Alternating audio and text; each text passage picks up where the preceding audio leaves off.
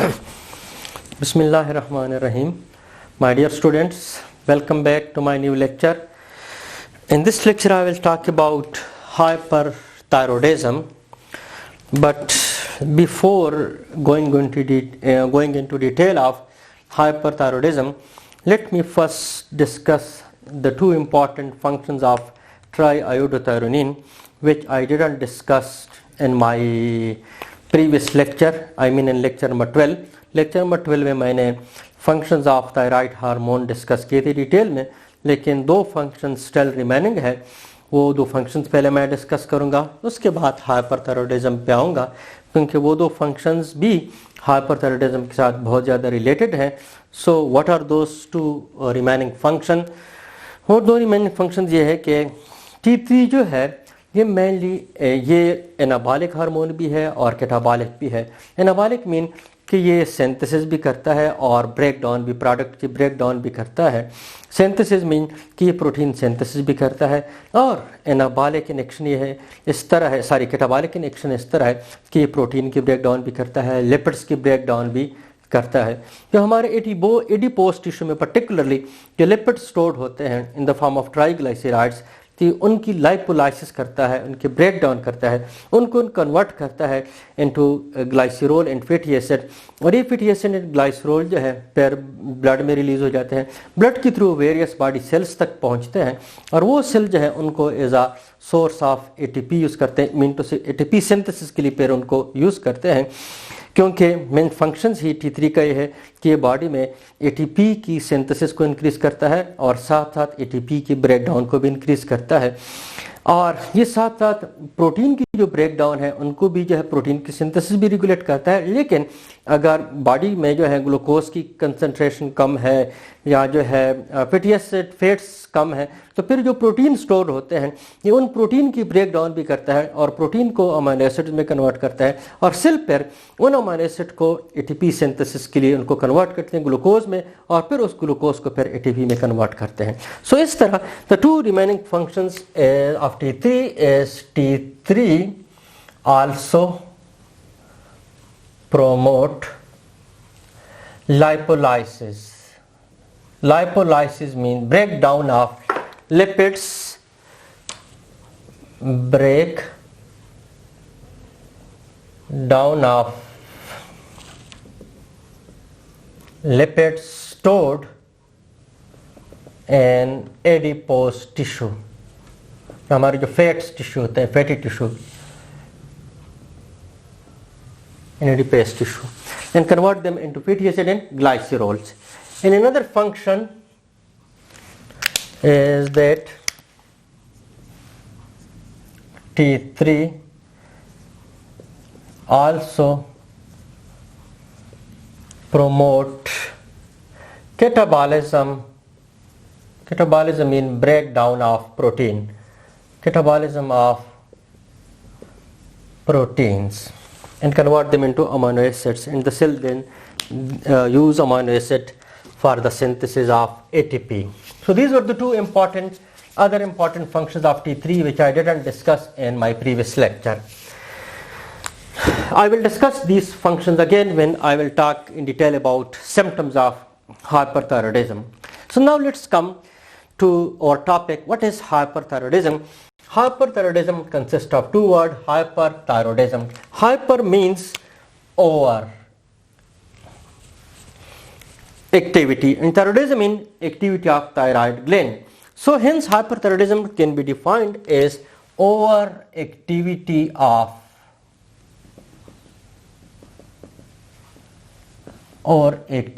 thyroid gland is called hyperthyroidism. Overactivity thyroid gland की क्या हो सकती है? Of course, overactivity means overproduction of T3 and T4 hormone by thyroid gland is called overactivity. So hyperthyroidism can be defined as overactivity of thyroid gland or overproduction of T3 and T4 by thyroid gland is called hyperthyroidism. Now hyperthyroidism के causes क्या क्या हो सकते हैं causes of hyperthyroidism. Causes.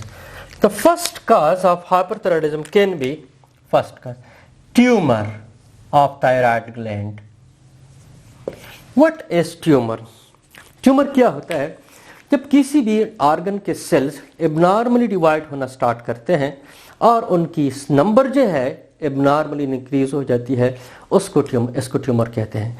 So the abnormal division of cells of any organ due to which their number abnormally increase, this called tumour.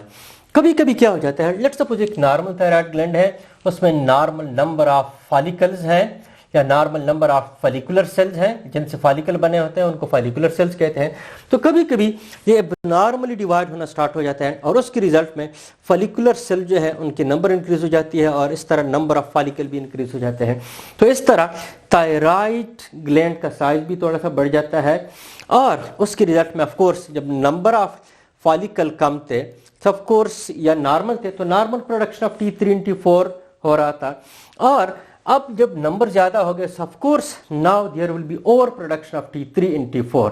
So and this is what called hyperthyroidism. When T3 and T4 overproduced by thyroid gland, this is called hyperthyroidism. So now T3 plus T4 जो है इनकी production और हो जाती है, जिसको hyperthyroidism कहते हैं.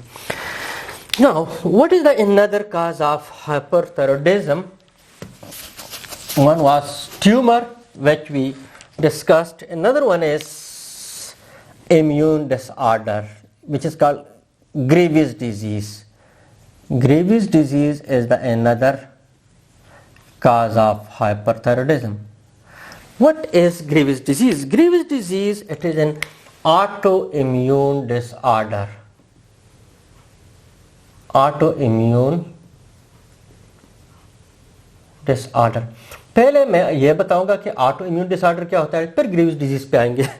ऑटोइम्यून डिसऑर्डर ये होता है कि हमारा जो इम्यून सिस्टम होता है वो यूजुअली हमारी बॉडी के जितने जो सेल्स होते हैं उनके ऊपर जो रिसेप्टर प्रेजेंट होते हैं या उनके ऊपर और जो प्रोटीन या कार्बोहाइड्रेट प्रेजेंट होते हैं जिनको यूजुअली एंटीजेंस कहते हैं, ये उनके अगेंस्ट कोई रिएक्शन शो नहीं करता है, उनके अगेंस्ट कोई एंटीबॉडी नहीं बनाता है, क्योंकि हमारा अपना इम्यून सिस्टम अपने ही जो रिसेप्टर प्रेजेंट होते हैं सेल के ऊपर और उनके ऊपर या जो एंटीजन प्रेजेंट होते हैं उनको रिकॉग्नाइज ही नहीं कर सकता है, इसलिए उनके अगेंस्ट जो है वो रिएक्शन शो नहीं करता है और एंटीबॉडीज नहीं बनाता है.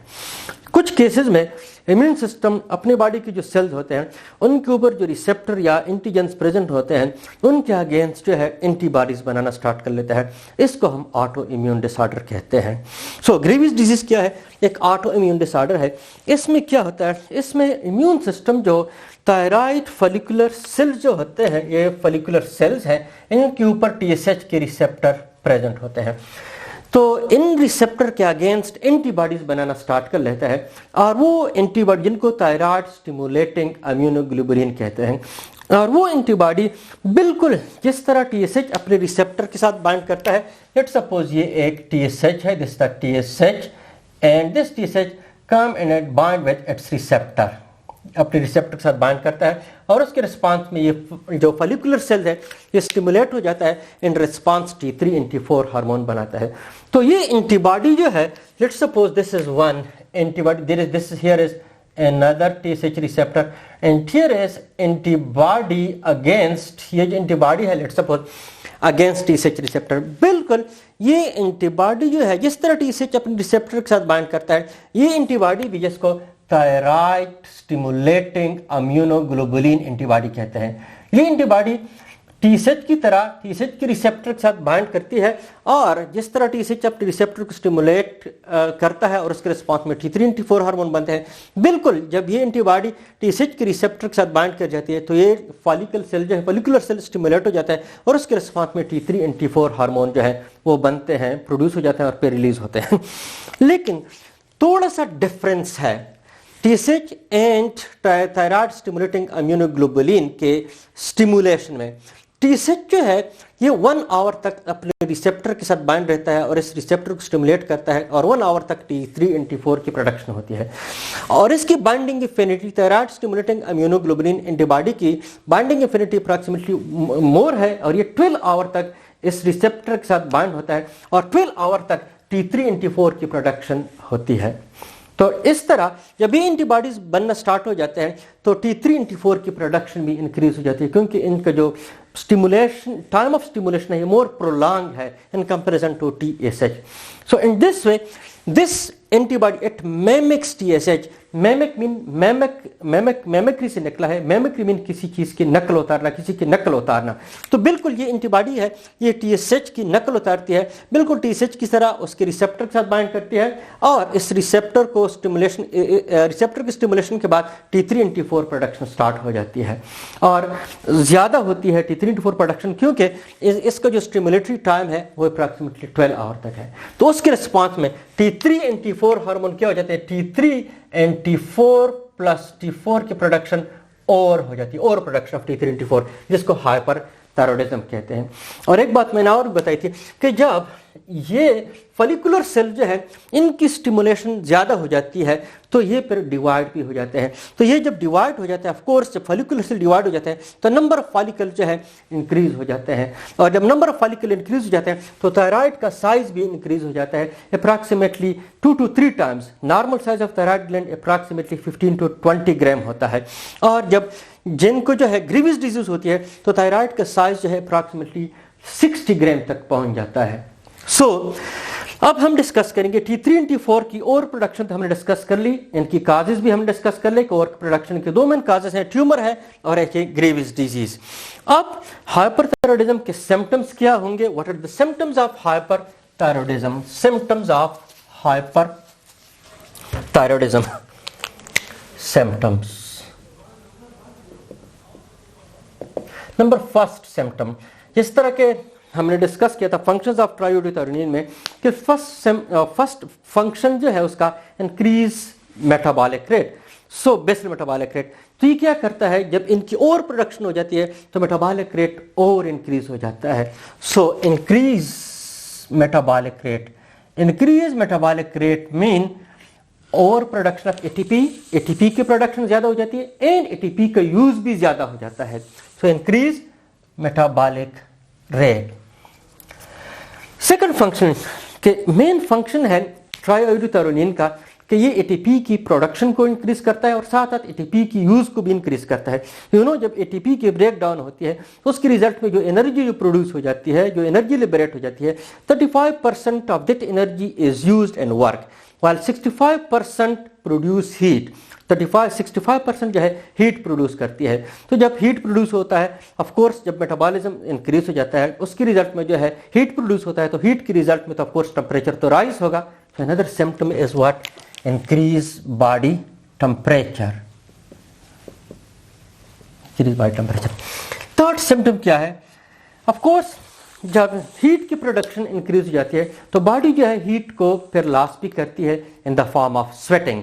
इसलिए हाइपरथायरॉयडिज्म का अनदर मेजर सिम्पटम जो है, इन लोगों को ज्यादा पसीना आता है। ये बेटे बेटे इनको पसीना आता है, पर्टिकुलरली जो हथेली होते हैं, जो पॉल्म्स होते हैं ऑफ हैंड, यहाँ पे ज्यादा पसीना आता है क्योंकि यहाँ पे सबसे ज्यादा स्वेट ग्लैंड प्रेजेंट होते हैं। जो सोल्स होते हैं वहां पर भी पसीना इनको आता रहता है, बेटे बेटे पसीना आता है क्योंकि स्वेट ग्लैंड्स इन दो जगहों में सबसे ज्यादा होते हैं उसमें बॉडी में।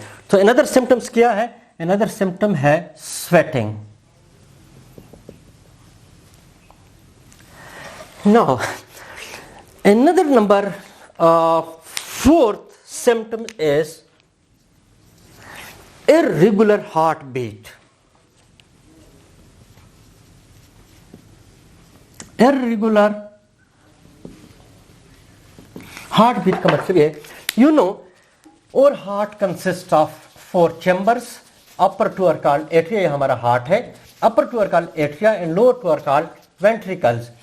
जो एट्रिया होते हैं वो उसमें जो राइट एट्रियम होते हैं, जैसे राइट एट्रियम जैसे लेफ्ट एट्रियम। तो राइट एट्रियम में स्पेसिफिक सेल्स होते हैं जिसको साइनोएट्रियल नोडल सेल्स कहते हैं। और ये सेल जो है ये continuously without the involvement of nervous system, without the involvement of any hormone, endocrine system, इसके बगैर ये ऑटोमेटिकली ये साइनोएट्रियल सेल्स हैं, लेट्स सपोज, ये ऑटोमेटिकली एक्शन पोटेंशियल या इन सिंपल वर्ड यू में से current, they generate the current, और ये करंट जो है फिर प्रोपगेट होता है एट्रियल सेल में, तो और इसके रिजल्ट में जो है ये एट्रियल सेल कंट्रैक्ट होते हैं, और इस तरह करंट फिर जो है प्रोपगेट कर जाता है वेंट्रिकल के सेल तक, और फिर वेंट्रिकल कंट्रैक्ट करते हैं।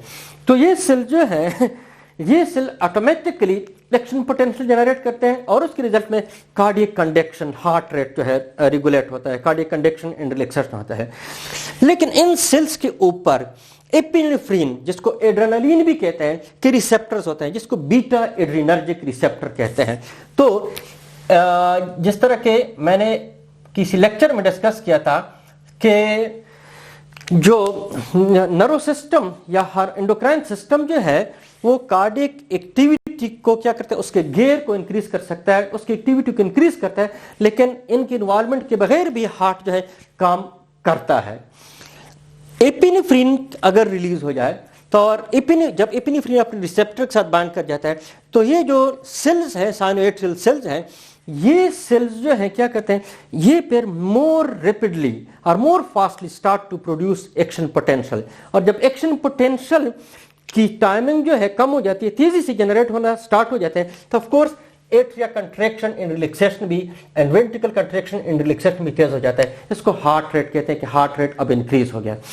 तो ये T3 क्या करता है, T3 इन जो बीटा एड्रीनर्जिक रिसेप्टर्स है इनकी सिंथेसिस को इंक्रीज कर लेता है। तो उसके रिस्पांस में जो साइनोएड्रियल सेल्स हैं उनके सेल मेम्ब्रेन के ऊपर ये रिसेप्टर ज्यादा जो है प्रोड्यूस हो जाते हैं। ये रिसेप्टर ऑफ कोर्स सेल के अंदर प्रोड्यूस हो जाते हैं, और फिर सेल के जीन एक्सप्रेशन के रिजल्ट में, और फिर साइटोप्लाज्म से आके सेल मेम्ब्रेन पे अटैच हो जाते हैं। अब एपिनेफ्रिन के लिए रिसेप्टर ज्यादा हो जाते हैं। तो अब adrenal epinephrine is mainly release by adrenal medulla, this the adrenal gland and this the adrenal medulla. Adrenal medulla से जब एपिनेफ्रिन रिलीज होता है, एपिनेफ्रिन को एड्रेनालिन भी कहते हैं, और ये एपिनेफ्रिन अब इसके लिए रिसेप्टर ज्यादा है।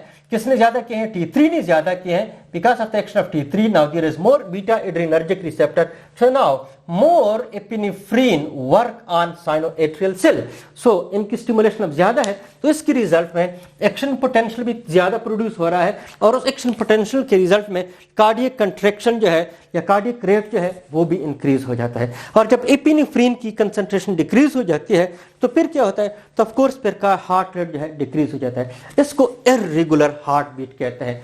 कौन रेगुलेट करता है, मेनली जो है T3 हार्मोन। T3 हार्मोन का क्या रोल है इर्रेगुलर हार्ट बीट में, ये बीटा एड्रीनर्जिक रिसेप्टर को क्या करता है, उनकी क्वांटिटी को इंक्रीज करता है on the sinoatrial nodal cells. और फिर एपिनेफ्रिन जो है इन रिसेप्टर पर एक्ट करता है और हार्ट की कंट्रैक्शन रिलैक्सेशन को इंक्रीज करता है, इसलिए एपिनेफ्रिन को हार्ट स्टिमुलेंट भी कहते हैं। नाउ मैकेनिज्म आपको समझ आ गई इर्रेगुलर हार्ट बीट की।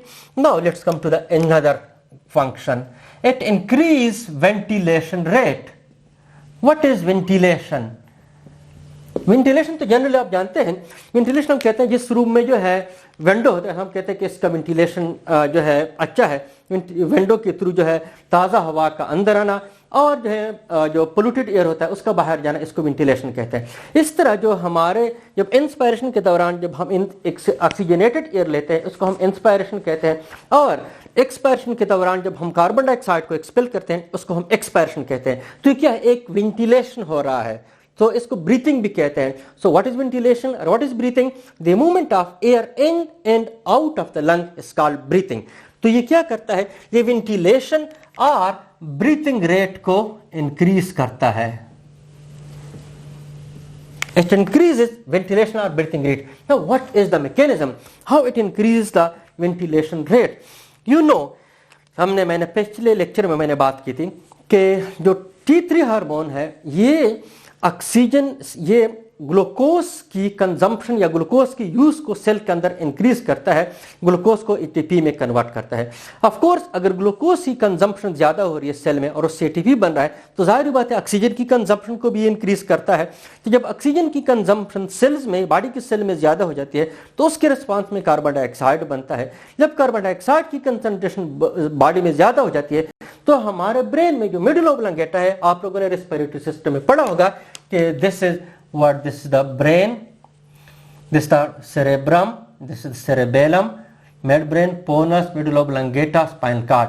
जो मिडिल ऑब्लांगेटा है, यहाँ पे रेस्पिरेटरी सेंटर्स होते हैं जो एनवायरमेंटली काम करते हैं। These centres are sensitive to carbon dioxide concentration. जब कार्बन डाइऑक्साइड की कंसंट्रेशन इंक्रीज हो जाती है तो ये सेंटर, रेस्पिरेटरी सेंटर जो है वो स्टिमुलेट हो जाते हैं। जब ये स्टिमुलेट हो जाते हैं तो आप लोगों को याद होगा इधर से इंटरकोस्टल नर्व एंड फ्रीनेक नर्व, इन दो नर्वों के थ्रू इंटरकोस्टल मसल और डायफ्राम को जो है मैसेज जाता है और उसके रिजल्ट में ऊपर कंट्रैक्ट एंड रिलैक्स होते हैं। तो ये जब स्टिमुलेट हो जाते हैं तो ये पल्सेस जो है इनकी जो है इंटेंसिटी इंक्रीज हो जाती है। तो जब मोर इंपल्सेस जाते हैं डायफ्राम और इंटरकोस्टल मसल को तो वो तेजी से कंट्रैक्ट एंड रिलैक्स होना स्टार्ट हो जाते हैं। इस तरह वेंटिलेशन रेट इंक्रीज हो जाता है। Now another its function is number 6 एक्सॉप्थाल्मिया। एक्सॉप्थाल्मिया से पहले अनदर फंक्शन जो है it decrease body weight. 6 function decrease the body weight. How it decrease body weight? ये body weight को कैसे डिक्रीज करते हैं तो आपके बुक में लिखा है। रीजन क्या है? मैंने पहले बात की कि ये लाइपोलाइसिस करता है और कैटाबॉलिज्म ऑफ प्रोटीन भी करता है। तो जब लाइपोलाइसिस करता है इट मीन कि ये फैट को रिलीज करता है जो एडिपोज टिश्यू में स्टोर होते हैं इनटू ब्लड में और फिर उसको यूटिलाइज करता है एटीपी सिंथेसिस में। तो इट मीन कि what, it reduce or it decrease the body weight. And another इसका function क्या है, symptoms क्या है?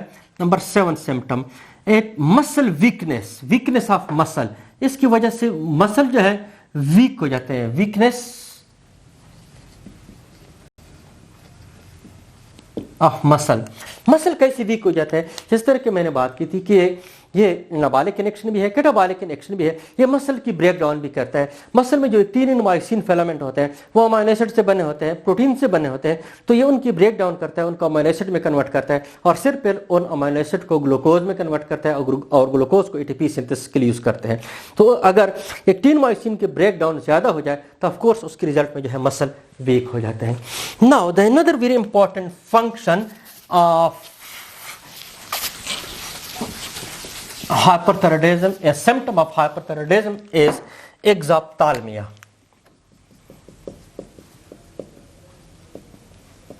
What is exophthalmia? Exophthalmia means protrusion of eyeballs. जो eyeballs होते हैं हमारे ये बाहर को निकल आते हैं। Let's suppose this is the nose and this the cranium bone और क्रेनियम बोन में जो है कैविटीज होते हैं जिसको ऑर्बिट कहते हैं और इस ऑर्बिट के अंदर फिर जो है आईज होते हैं and this let's suppose the eye. ये आई जो है इस ऑर्बिट की जो बोन है इसके साथ स्पेशल मसल के थ्रू अटैच होते हैं। और जिन लोगों को हाइपरथायराइडिज्म होता है ये T3 हार्मोन जो है ये कैटाबॉलिक एक्शन भी है।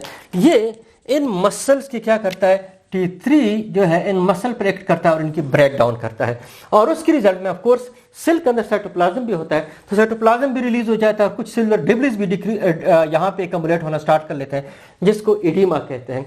तो इस एडीमा और के रिजल्ट में जो है ये आई बाल जो है ये आगे की तरफ जो है निकल आ जाते हैं।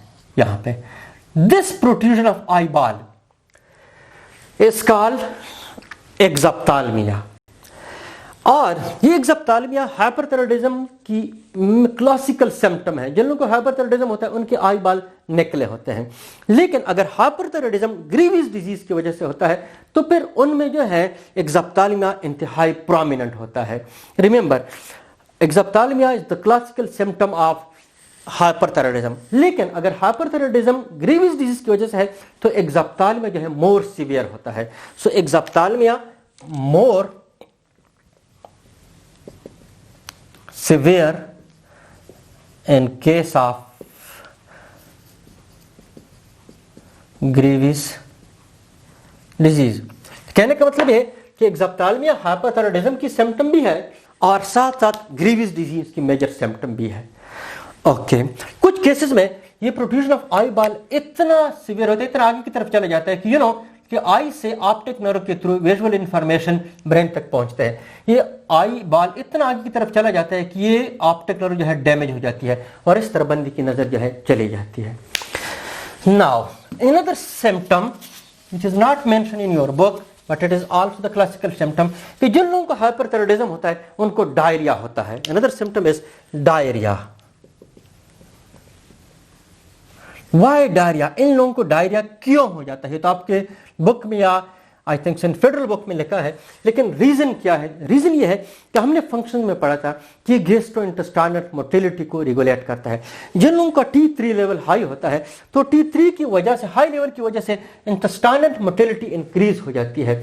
यू नो कि ये लेट्स सपोज स्टमक है, स्मॉल इंटेस्टाइन है और ये लार्ज इंटेस्टाइन है। लार्ज इंटेस्टाइन में रीअब्जॉर्प्शन, स्मॉल इंटेस्टाइन में एब्जॉर्प्शन ऑफ न्यूट्रिएंट होता है और लार्ज इंटेस्टाइन में एब्जॉर्प्शन ऑफ वाटर होता है। तो जब कायम जो है इससे इंटर हो जाता है, स्मॉल इंटेस्टाइन से इंटर हो जाता है इनटू लार्ज इंटेस्टाइन में, तो लार्ज इंटेस्टाइन में एब्जॉर्प्शन ऑफ वाटर होता है।